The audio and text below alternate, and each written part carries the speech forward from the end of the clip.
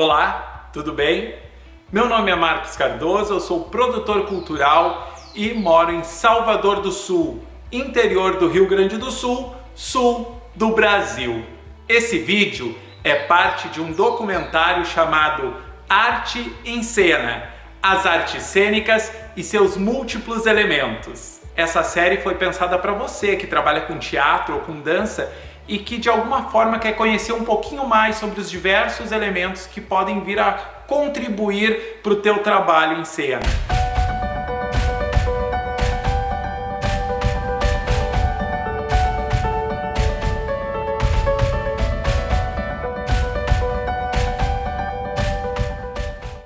O objetivo dessa série é falar um pouquinho sobre os diversos elementos que podem compor uma representação cênica. Além de um embasamento teórico, eu vou passar um pouquinho também da minha experiência e espero que de alguma forma eu possa ajudar no teu trabalho.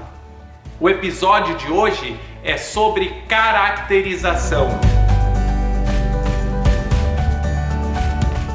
Então a caracterização é composta por diferentes elementos que auxiliam na visualidade e está totalmente relacionada ao tempo e ao espaço no qual se desenvolve o espetáculo. Através da caracterização a gente consegue ter uma noção do tempo em que está acontecendo esse espetáculo, essa obra de arte, se ele é algo contemporâneo, se ele é algo mais de época, se ele é algo futurista. A caracterização nós podemos dividir ela em figurino, maquiagem e adereços. Esses três itens e nós vamos desenvolver um por um deles agora. O figurinista é o responsável por criar os figurinos para as personagens do texto teatral, ou para as personagens do cinema, ou para o espetáculo de dança.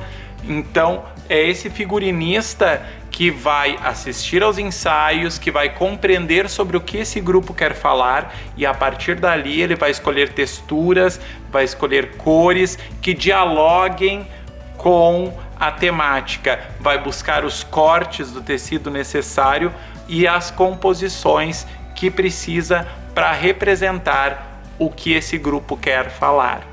Então, o bom figurinista, ele precisa relacionar-se com o cenário e adereços, ele tem que dialogar com esse espaço e tem que contribuir com a visualidade. O figurino é um elemento visual muito forte, assim como o cenário, e ele é complementado pela maquiagem, pelos adereços, mas ele é um instrumento muito forte para que a gente tenha esse impacto visual que o espetáculo pede. O figurino nos dá dicas também sobre a personalidade das personagens, não apenas pelos tons, por algum acessório de figurino, algum acessório de construção de personagem, algum lenço, alguma bengala, um chapéu, elementos que estão junto ao figurino e que nos dão características das personagens. O figurino nos ajuda a fomentar sensações através do estilo, das cores, das texturas. Por exemplo, se a peça acontece na escola, como é esse uniforme escolar, ou uma escola de periferia que tem muito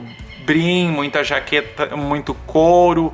Se é algo mais rebelde, o figurino já nos conta isso. Ou se é algo mais comportado, se é uma escola mais rígida, o figurino vai nos mostrar através desses uniformes. Se é um espetáculo de época, os babados, os cortes de época já vão nos dizer isso. Se é algo retrofuturista também, que bebe no passado, mas que tem esse estranhamento do futurista. E o grande desafio do figurinista, a meu ver, é conseguir fazer um figurino que não engula o ator, que não se sobressaia, que não apareça mais que a atuação do nosso ator e, ao mesmo tempo, que não deixe ele apagado.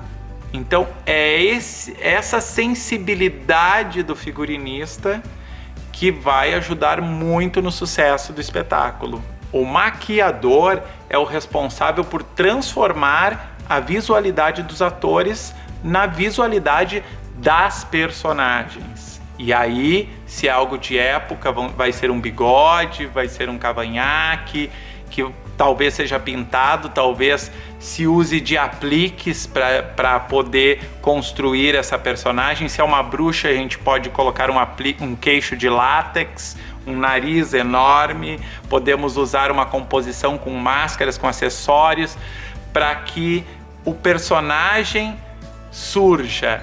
O que acontece é uma transformação gigantesca para que aquele ator chegue na visualidade da personagem. Lógico, se isso for necessário.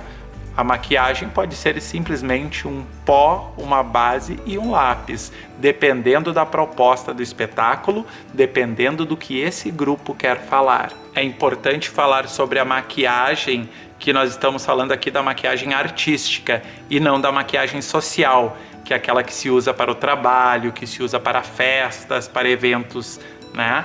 A maquiagem artística é diferente e muitas vezes as pessoas não compreendem. A do teatro, ela é um pouco mais exagerada, porque a luz bate, porque tem que ter uma amplitude, tem que ficar maior. Então o lápis no olho não é na linha d'água, é à frente da linha d'água para ficar maior. Esses detalhes que fazem, lógico, tudo depende da proposta, mas geralmente o teatro precisa ser maior do que o cinema, a televisão e inclusive a maquiagem social. Outra coisa importante é que quando se fala de circo, aí sim se extrapola, porque o circo é gigantesco. A maquiagem tem que ser muito grande para dar conta desse universo circense que é grandioso. Dialogar com os demais elementos da cena e contribuir com a mise-en-scène. Ou seja, contribuir com o todo, ter relação com o todo. Essa sintonia entre a caracterização, a cenografia e os elementos técnicos são fundamentais para que o grupo consiga transmitir a sua mensagem. Algo muito importante que geralmente se esquece é estar em sintonia com a iluminação, porque a luz modifica a visualidade de tecidos, a luz pode alterar as sensações, por isso a importância do ensaio geral ser com iluminação, ser com tudo que tem direito. Os adereços são elementos de cena que contribuem para a ambientação e para o desenvolvimento do espetáculo. E aí a gente já conversou sobre os adereços, né?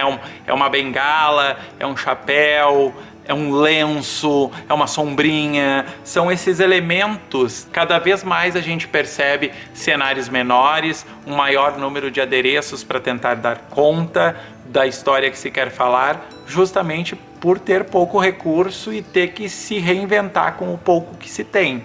Os adereços podem ser elementos de cena, podem estar atrelados à cena, ou podem ser elementos que compõem o figurino, que estão juntos para auxiliar na construção da personagem. Eles podem vir a transformar-se inclusive no cenário, ou o contrário, o cenário se transformar em elementos de cena. Quanto mais funcional for o elemento de cena, melhor para o espetáculo. Quanto mais houver transformações, quanto mais ele for usado e desenvolvido em cena, melhor, mais criativo será o espetáculo. Uma coisa importante de se falar é que o figurino, a maquiagem e os adereços, eles complementam o trabalho do ator. Quem ainda não viu o nosso primeiro vídeo, lá a gente fala muito da palavra em cena, mas sabemos que é possível fazer teatro sem a palavra, é possível fazer sem figurino, sem maquiagem, sem adereços. É impossível a arte cênica ser realizada sem o ator. O ator é o centro, é o coração disso tudo. Então, quem faz tudo isso funcionar e pulsar é o trabalho de atuação, de interpretação e de criação.